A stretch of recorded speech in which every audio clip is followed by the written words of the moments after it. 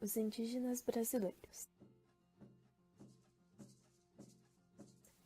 Apesar de a maioria das pessoas conhecerem somente a história de nosso país após a chegada dos portugueses, sabemos que muitos povos viviam no Brasil muito antes disso acontecer.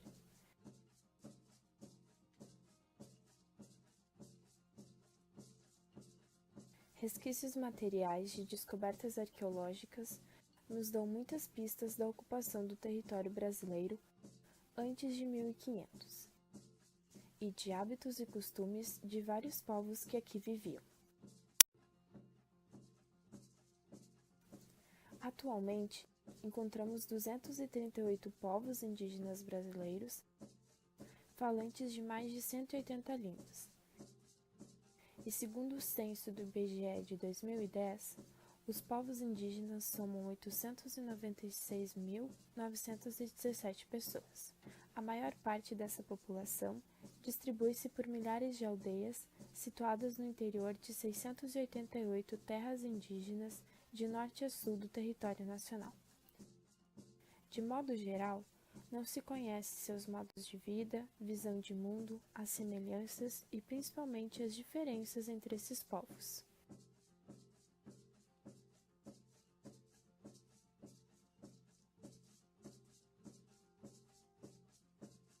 Artes indígenas.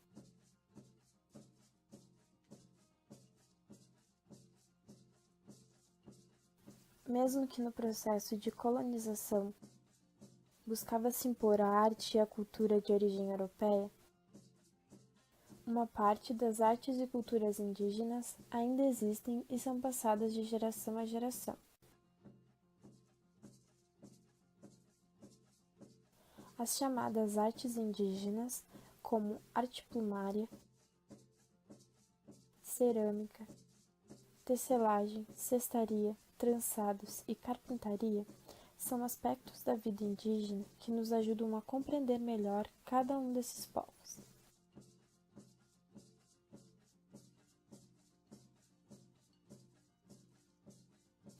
Cada objeto, como vasilha, urnas funerárias, chocalhos, estatuetas, tanga, entre outros, apresenta uma expressão que se conecta ao dia a dia indígena.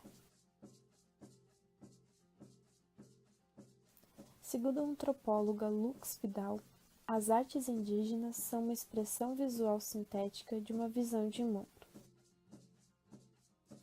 E estão presentes tanto em objetos materiais como nos rituais, com sua música e arte oral. Ambas as manifestações possuem a capacidade de condensar significados culturais fundamentais para cada sociedade, em expressões sensíveis e estéticas que utilizam uma linguagem muito elaborada simbolicamente. Para a antropóloga Els Lagron, não há distinção entre beleza produtiva de uma panela feita para cozinhar alimentos, uma criança bem cuidada e decorada e um banco esculpido com esmero.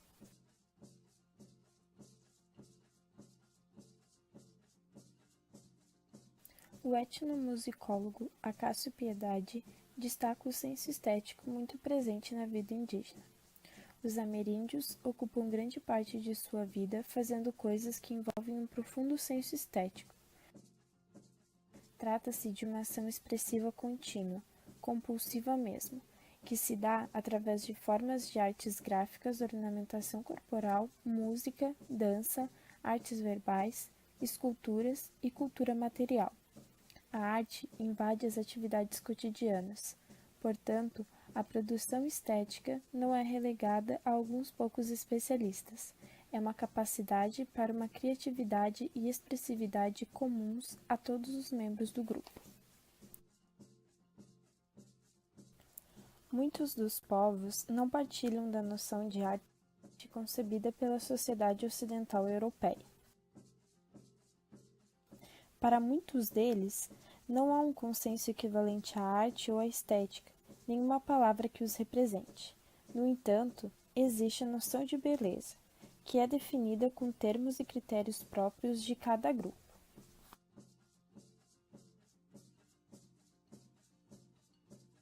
Artes plumárias. Cocares, diademas e máscaras de diferentes estilos revelam a identidade própria de cada cultura e ajudam a compreender as conjunturas históricas e ambientais de cada povo.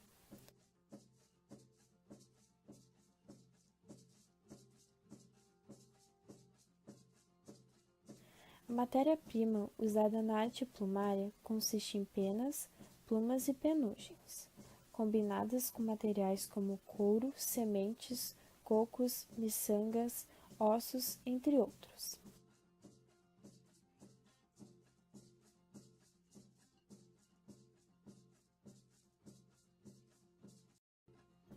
É responsabilidade dos adultos confeccionar os diversos artefatos plumários, transmitindo a técnica somente aos jovens já iniciados.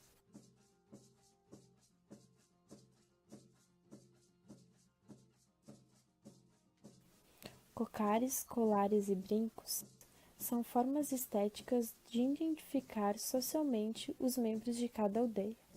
Os adornos plumários são usados sempre em situações específicas, como funerais, celebração da colheita, ritual de cura ou iniciação de adolescentes na puberdade.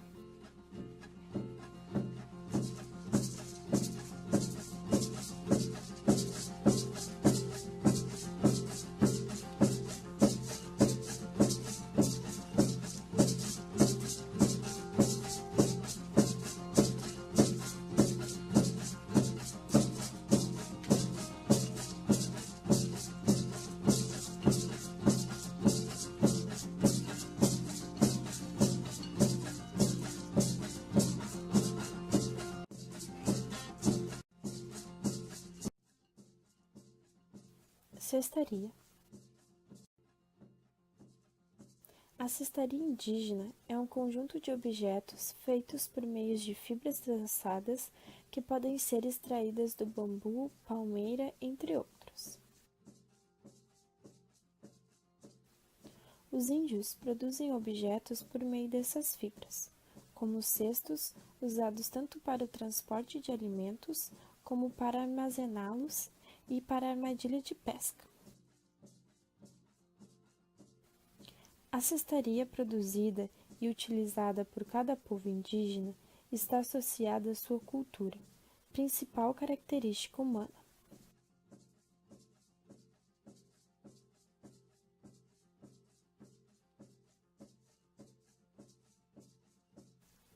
Em algumas sociedades indígenas, a confecção dos cestos é uma tarefa exclusivamente masculina e sua utilização essencialmente feminina.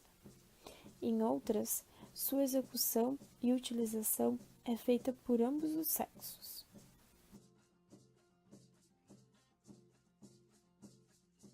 Cerâmica. A cerâmica está presente em todas as sociedades indígenas. Os índios não utilizam a roda do oleiro, mas mesmo assim conseguem fazer objetos muito bem desenvolvidos. A produção dessas peças é um ofício exclusivamente feminino entre os Paiter Suruí, transmitido de mãe para filha, de geração para geração. A cerâmica representa a ligação entre passado e presente, uma continuidade cultural, bem como uma resistência ao encontro com a civilização, segundo a antropóloga Beth Midlen. A coleta da argila só pode ser feita por mulheres que não estão grávidas, menstruadas e que tiveram relações sexuais por um certo período, para que a matéria-prima não seja maculada. Há também uma grande preocupação com a pureza do material desde o momento de colher a argila na mata até a sua queima.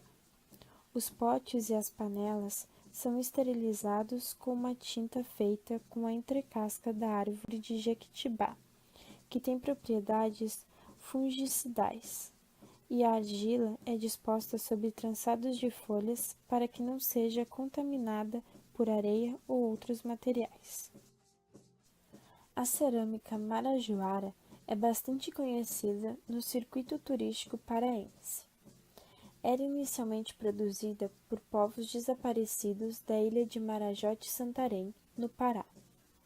Ela é considerada uma das mais primitivas das Américas. Se caracteriza por uma grande quantidade de objetos rituais, utilitários e decorativos.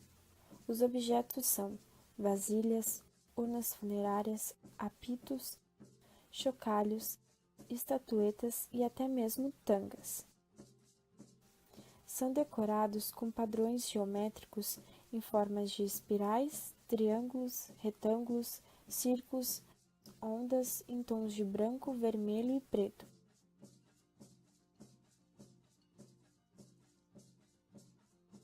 Extraídos do urucum, do jenipapo e do carvão vegetal. Apresentam imagens em baixo e alto relevo, além de entalhes e aplicações. São prova viva da necessidade de beleza dos povos originários.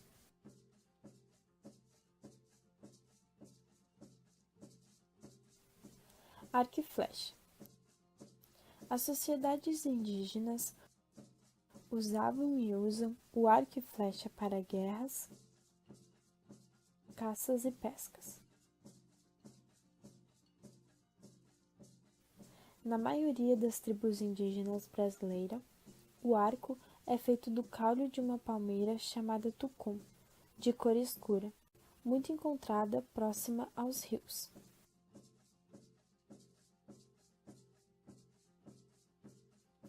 O povo gavião, do Pará, o confecciona com uma madeira de cor vermelha chamada aroeira. Os povos do Xingu utilizam o pau-ferro e o ipê amarelo.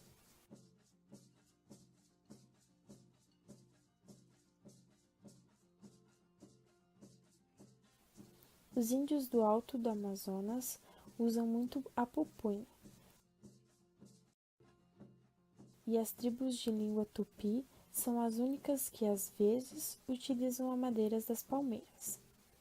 O padrão de tamanho do arco obedece à necessidade de seu uso, de acordo com a cultura de cada povo.